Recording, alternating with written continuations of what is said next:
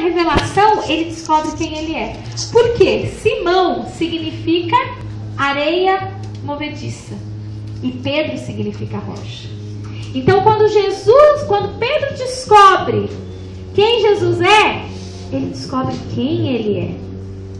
Quando você descobre quem Jesus é, você descobre quem você é e o que significa ser filho de Deus. O que significa desfrutar das coisas que Deus tem.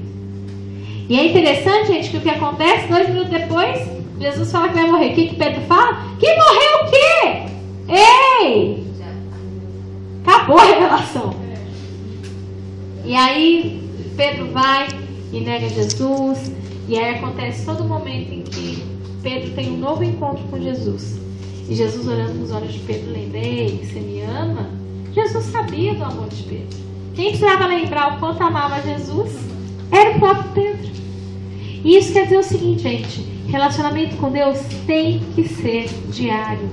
Não é porque a gente teve uma revelação que essa revelação vai manter a gente firme naquilo que Deus falou.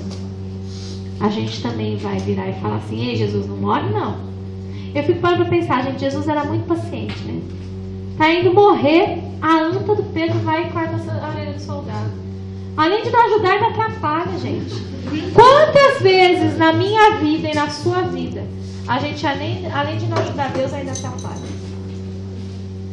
Então vamos tentar aprender com a lição de Pedro e andar um pouquinho diferente. Uma outra coisa que a gente tem que entender é que Deus deu dons pra gente, né? E Romanos 12, de 4 a 8, fala sobre esses dons. Fala que nós precisamos exercitar os nossos dons.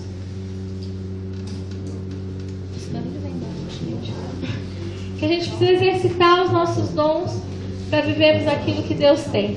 E a maioria das pessoas perde oportunidade porque ela veste macacão e se parece com o trabalho.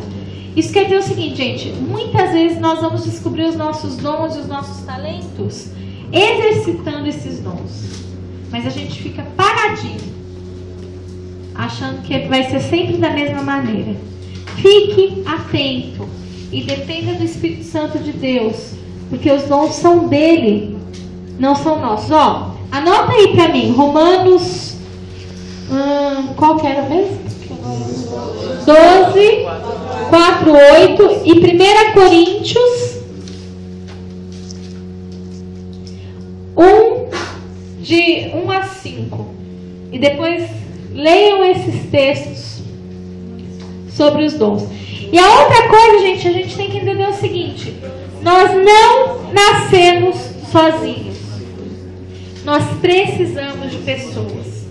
E muitas vezes o que a gente precisa para que os nossos sonhos se tornem realidade, ou como a gente falou um pouquinho lá na hora que a gente veio fazer o apanhado do intervalo, eu preciso saber quem eu sou na minha geração, que diferença que eu faço.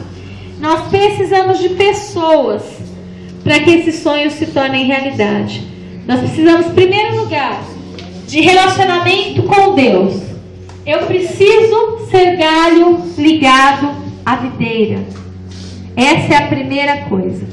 Segunda coisa, eu preciso entender quem eu sou e qual é o meu papel no corpo de Cristo, para que eu possa desempenhar esse papel. Se eu sou dedinho, gente, eu tenho que ser dedinho, não adianta eu querer ser pescoço. Então eu preciso entender e eu preciso me relacionar com pessoas que vão me ajudar a nutrir os sonhos que Deus tem para mim.